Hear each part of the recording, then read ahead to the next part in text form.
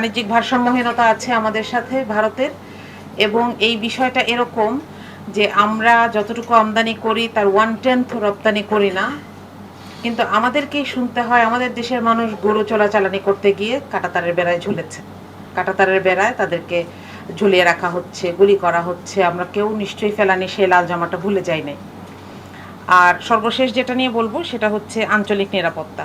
এখানে দেখেন আমাদের দেশে বর্তমানে এই মুহূর্তে যদি আপনাদেরকে জিজ্ঞেস করি 1 নম্বর সমস্যা কি, আমরা এটা নিয়ে পার্লামেন্টে অনেক বেশি আলোচনা হতে দেখছি, সেটা হচ্ছে মাদক। এবং সীমান্ত দিয়েই এর সবচাইতে বড় পোর্শনটা ঢুকছে বাংলাদেশে। এই সবগুলো জিনিসকে যদি আমরা অ্যাড্রেস করি, আমরা আসলে আমাদের সবচাইতে বড় সীমান্ত শেয়ার করি যে প্রতিবেশীর সাথে, সেখানে শত্রুতা করে থাকতে পারবো না। কিন্তু আমরা একটা মর্যাদাপূর্ণ সম্পর্ক চাই। বন্ধুত্বের আগে মর্যাদা, তারপরে না বন্ধুদের প্রশ্ন আসে।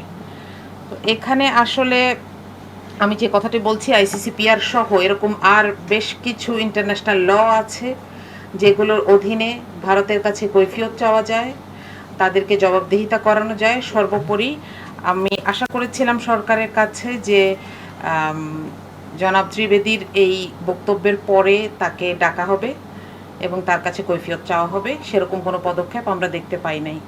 তো আসলে ব্যাপার হচ্ছে কি যে ছোট বাচ্চারাও এই কাজটা করে এবং বড় বড় দেশগুলোও এই কাজটা করে। প্রথম হালকা কিছু আভাস দেয়, লিমিট টেস্ট করে। নতুন সরকার এসেছে, নতুন সরকারে আপনারা দেখবেন যে কূটনৈতিক হিসেবে যাকে পাঠানো হয়েছে তিনি কিন্তু কোনো পেশাদার কূটনীতিক না, তিনি রাজনীতিবিদ। এবং এটা বহুদিনের ট্রেডিশনকে ভেঙে এই কাজটি করা হয়েছে। তার মানে এখানে ভারত এই দেশটাকে সবসময় তাদের রাজনীতির একটা শাখাই মনে করেছে। এই জায়গাটাতে আসলে সরকারের এখনও আমার মনে হয় যে এখনও সময় আছে, খুব দৃঢ় অবস্থান দরকার। শুধু আমাকে ডেকেছে, আমি সেখানে যাই নাই, অন্য দেশে গিয়েছি, এই প্রেফারেন্স দিয়ে কূটনৈতিক মর্যাদা রক্ষার কাজটি শেষ হয়ে যায় না। তো আপনাদের কনসেপ্ট পেপারে আমি দেখলাম যে বেশ কিছু প্রস্তাবনাও আছে।